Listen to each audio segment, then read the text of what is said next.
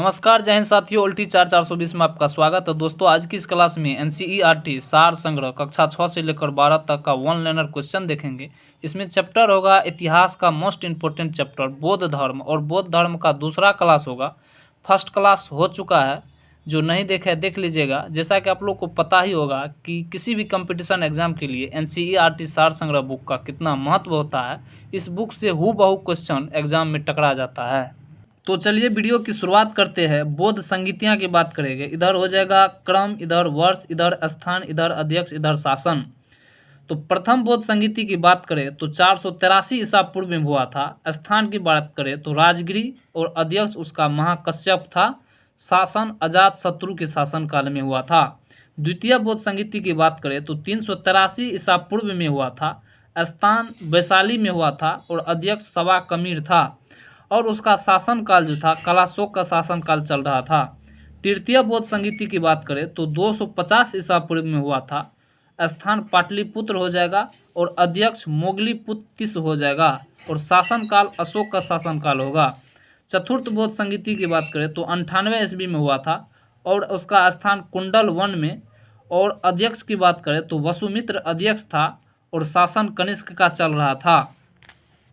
नागार्जुन किस बौद्ध संप्रदाय के थे तो माध्यमिक संप्रदाय के। विश्व का सबसे ऊंचा विश्व शांति स्तूप बिहार में कहाँ स्थित है तो राजगृह में। बुद्ध की 80 फीट ऊंची प्रतिमा जो बोध गया में स्थित है किसके द्वारा निर्मित की गई है तो जापानियों के द्वारा। एशिया के ज्योतिपुंज के नाम से किसे जाना जाता है तो गौतम बुद्ध को। शून्यता के सिद्धांत का सर्वप्रथम प्रतिपादन करने वाला बौद्ध दार्शनिक कौन था तो नागार्जुन था। नव नालंदा महावीर किसके लिए विख्यात है तो पाली अनुसंधान संस्थान के लिए। बौद्ध तथा जैन दोनों ही धर्म किस मत में विश्वास रखते हैं तो कर्म तथा पुनर्जन्म के सिद्धांत में। गौतम बुद्ध को एक देवता का स्थान किस राजा के शासन काल में प्राप्त हुआ था तो कनिष्क के शासन काल में। बुद्ध की खड़ी प्रतिमा किस काल में बनाई गई थी तो कुषाण काल में। प्रथम शताब्दी ईस्वी में किस भारतीय बौद्ध भिक्षु को चीन में भेजा गया था तो नागार्जुन को। त्रिपिटक की बात करें तो सुत्त पिटक की स्वरूप हो जाएगा पिटकों की वृत्तम, और विषय हो जाएगा बुद्ध के उपदेशों व संवादों का संकलन। विनय पिटक की बात करें तो उसका स्वरूप हो जाएगा पिटकों की लघुतम, और विषय हो जाएगा बौद्ध संघ के आचार विचार व नियम निषेध का संकलन। अभिधम्म पिटक की बात करें तो उसका स्वरूप हो जाएगा पिटकों की मध्यम, और विषय की बात करें तो बुद्ध के आध्यात्मिक व दार्शनिक विचारों का संकलन। बुद्ध के जीवन पर किन 4 दृश्यों का आध्यात्मिक प्रभाव पड़ा तो वृद्ध व्यक्ति, बीमार व्यक्ति, मृत तथा प्रसन्नचित्त सन्यासी। मगध के किस राजा ने बुद्ध के निवास के लिए बेलूवन नामक महाविहार बनवाया था तो बिम्बसार ने। संघ में प्रवेश करने वाली प्रथम महिला कौन थी तो प्रजापति गौतमी थी। बुद्ध ने अपने जीवन की अंतिम वर्षा ऋतु कहाँ व्यतीत की तो वैशाली में। संसार अस्थिर और क्षणिक है, यह मान्यता बौद्ध धर्म से संबंधित है। बुद्ध के जीवन की घटना एवं उनके प्रतीक की बात करेंगे। चलिए, इधर घटना इधर प्रतीक हो जाएगा।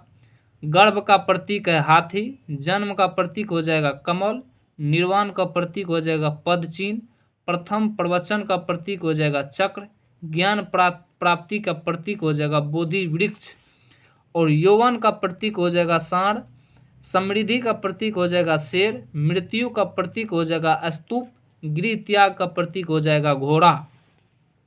गंधार कला में बुद्ध को प्रतिबिंबित किया गया ग्रीक रोमन शैली में।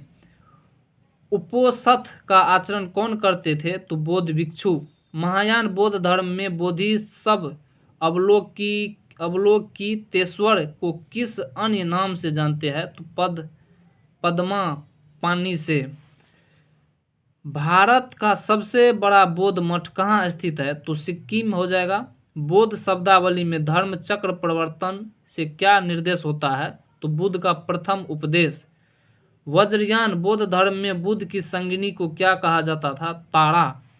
बौद्ध धर्म की सिख शाखा में अनात्म सिद्धांत एवं पूदगल को मान्यता दी गई। सर्वास्तिक महासांगिकों के अनुसार जीव किससे निर्मित है? तो नवधर्म से।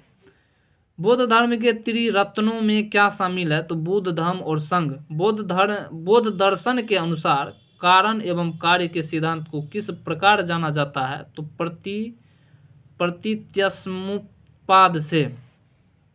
प्रतीत्यसमुपपाद का अर्थ संसार की सभी वस्तुएं किसी न किसी कारण से उत्पन्न हुई है, इस कारण वे इस पर निर्भर है।